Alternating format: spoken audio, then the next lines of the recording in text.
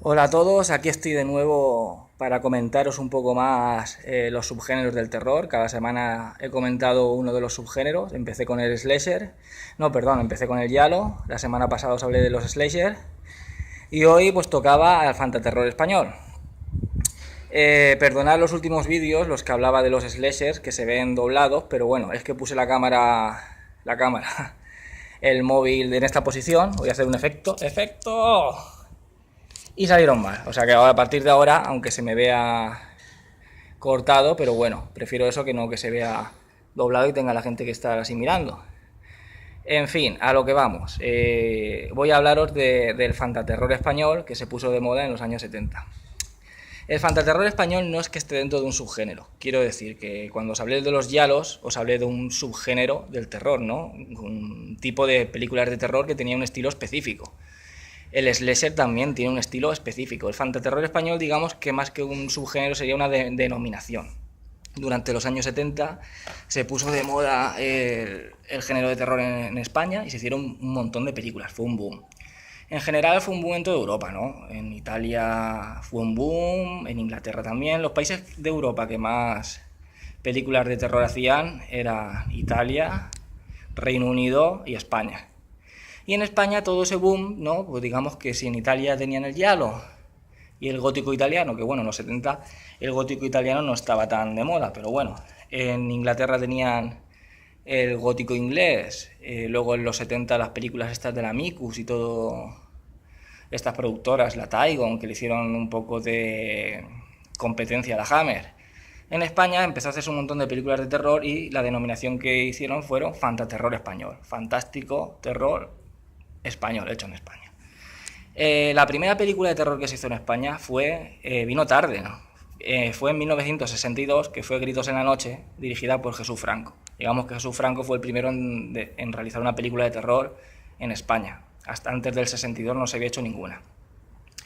La película, que está basada en otra película francesa más antigua, que era Ojos sin rostro o algo así, no recuerdo bien el título, y es un poco que Jesús Franco tomó parte de ahí, ¿no? de esa película, y bebió un poco del cine de la Hammer y tal, y hizo la película de Gritos en la Noche.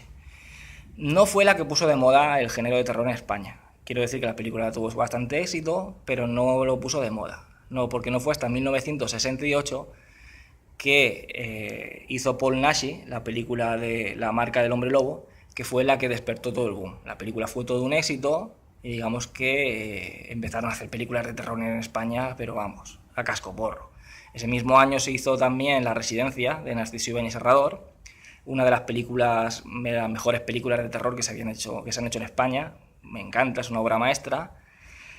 Pero no fue esta, sino La marca del hombre lobo la que despertó todo ese boom, esa cantidad de películas de terror, ¿no? Esa moda que se puso en España durante los 70. A ver, un poco explicar esos comienzos. Bueno, anteriormente también, durante los 60, ¿no? Durante el transcurso de los años 60, se hacían series, ¿no? Por ejemplo, Narciso Ibáñez Serrador dirigía la serie esta de Historias para no dormir, que eran capítulos cortos, un poco presentados en plan como la serie esta que hacía Alfred Hitchcock en los 50 de Alfred Hitchcock presenta, pues salía Narciso Ibáñez Serrador, ¿no? Y presentaba una historia corta, y cada capítulo era una historia corta diferente, ¿no? Lo que sería, pues eso, como lo que hacía Alfred Hitchcock, en Alfred Hitchcock presenta, o luego más adelante Historias de la cripta y todo eso, un poco ese formato. Él presentaba la historia y entonces teníamos historias cortas, pues muchas de ellas basadas en relatos cortos de Lovecraft, Edgar Allan Poe, etcétera. La mayoría estaban protagonizadas por su padre, Narciso Ibáñez Menta, y fueron unas películas que fueron, vamos, películas, era una serie de películas cortas que estuvo muy bien. En el 2006 se volvieron a hacer unas películas producidas por Narciso Ibáñez Serrador, que se llamaban Películas para no dormir. Estas eran un poco más largas, duraban una hora, aunque también alguna de las antiguas ha llegado a durar como una película, ¿no? La de Freddy duró una hora y media, o sea, eso era una película. Pero bueno, estas duraban una hora, películas para no dormir, y eran todas, pues eso, quitando la de La culpa, que la dirigía Narciso Ibáñez Serrador. Las demás estaban dirigidas por otros directores españoles como Paco Plaza o Jaume Balagueró. Pero antiguamente las historias para no dormir antiguas, de la de los años 60, eran dirigidas por Narciso Ibáñez Serrador todas. También había otra serie que era Es usted el asesino, que estas eran dirigidas y protagonizadas por Narciso Ibáñez Menta. Un poco hablando encima de estos dos grandes maestros, Narciso Ibáñez Serrador, hijo, era el maestro de la dirección, era un director de cine, y Narciso Ibáñez Menta, su padre, aunque dirigió la serie Historias, esta de Es usted el asesino, era más actor, ¿no? Le llamaban el Lon Chaney español, el hombre de las 1000 caras, ¿no? Lon Chaney, el actor aquel del cine de terror mudo, ¿no? Que interpretó al Dr. Jekyll y Mr. Hyde, o el fantasma de la ópera. Pues bueno, Narciso Ibáñez Menta también interpretó un montón de personajes del terror, ¿no? El Conde Drácula y un montón. Ellos nacieron en Uruguay, aunque se trasladaron a Argentina a muy corta edad, donde digamos que realizaron toda su carrera, ¿no? Narciso Ibáñez Menta hizo su carrera como actor ahí y ya empezó un poco a hacer los pinitos también como extra Narciso Ibáñez Serrador. Cuando llegaron a España, Narciso Ibáñez Serrador, digamos que tomó el relevo, ¿no? Su padre hizo la serie de Historias para no dormir, pero luego digamos que se cansó de la dirección, él se dedicó a lo suyo, que era la interpretación, y su hijo tomó el relevo en la dirección de estas historias. Como películas, Narciso Ibáñez Serrador es un director que me encanta, pero ha hecho muy pocas.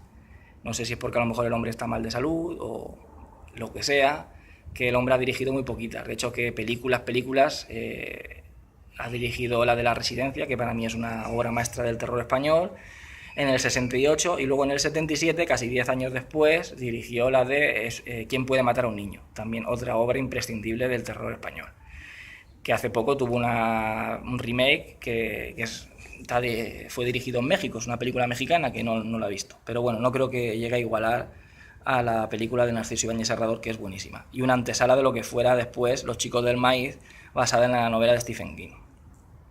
Esto es un poco hablando de estos dos grandes maestros. Luego Jesús Franco, que fue el primero, el que introdujo el cine de terror en España, con Gritos en la noche. Un inciso sobre él es que es el director que más películas ha dirigido en el mundo, o sea, no solo en España, en el mundo entero, te dirigía una película por semana, un poco a lo que hizo Roger Corman, que de hecho Roger Corman, cuando dejó de dirigir películas y puso su productora, Jesús Franco fue fichado por esa productora en Estados Unidos y dirigió muchas películas también allí. Es un poco un inciso, ¿no? Fue el director, muchas de ellas no eran muy buenas, ¿no? Y otras sí. Tenía gracia porque películas dirigidas en una semana y estaban muy bien, a mí me gustaban, igual que algunas de las que hacían Roger Corman. Bueno, fue La marca del hombre lobo de Paul Naschy la que, digamos, puso de moda el cine de terror en España, ¿no? Vieron el filón que se podía conseguir, y si no a modo nacional, porque entonces en aquella época había mucha censura, y en España pues estaba de moda pues el cine de comedia, las películas de Alfredo Landa, José Luis López Vázquez, el hombre este mayor, ¿cómo se llama ahora? Paco Martínez Soria. Entonces estas películas, digamos, que se vendían más en el extranjero. De hecho, que eran dobladas, ¿no? O sea, las películas las doblaban en inglés, eran rodadas en castellano, ¿no? Pero que las doblaban en inglés para venderlas en el mercado internacional, donde tenían más éxito que en España. Y aquí, cuando se estrenaron, muchas de ellas más tarde de lo normal, también vinieron dobladas, por lo que parecían películas extranjeras. Mientras que aquí, por ejemplo, eran conocidos José Luis López Vázquez o Alfredo Landa, no eran conocidos gente como Paul Naschy o Jesús Franco, sin embargo eran mucho más conocidos fuera. Si tú le preguntas a cualquier persona en Inglaterra, Estados Unidos, que es aficionado al cine de terror, pues sabe quién es Paul Naschy. Quentin Tarantino le encanta a Paul Naschy y le encanta a Jesús Franco y saben quiénes son. Sin embargo, mucha gente en España pues no los conoce.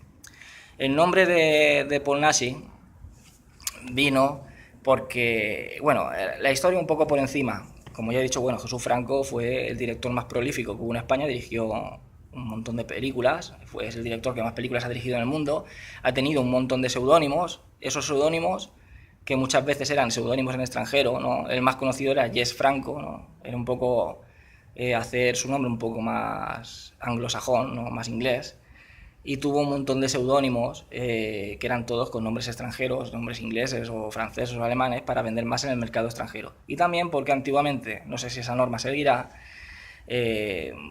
había una serie de límite para hacer películas en un país. Quiere decir que tú en un país podías hacer, por ejemplo, 5 películas y no podías pasar de ese límite. Jesús Franco hacía películas a piñón, entonces claro, a lo mejor él pasaba de ese límite, ¿no? Decía, he rodado 5 películas en un mes y yo quiero seguir rodando aquí. Entonces lo que hacía era cambiarse del seudónimo. Entonces ya no dirigía como Jesús Franco, mejor dirigía como... Tenía nombre hasta una de mujer, Lulú Taberner, se puso un nombre. Y dirigía otras 5 más y así hasta que a lo mejor ya no colaba más los seudónimos y tenía que cambiar de país. Pero bueno, Paul Nassif, digamos que el nombre auténtico de este actor es Jacinto Molina. Él fue campeón de halterofilia, de levantamiento de pesas en España. Y siempre ha sido un gran aficionado al cine de terror. Le encanta el cine de terror de la Universal, el cine de monstruos, el Conde Drácula, el Hombre Lobo, que es su personaje favorito. Y entonces empezó como extra en películas así, haciendo como de forzudo, en películas de estas de romanos y todo eso.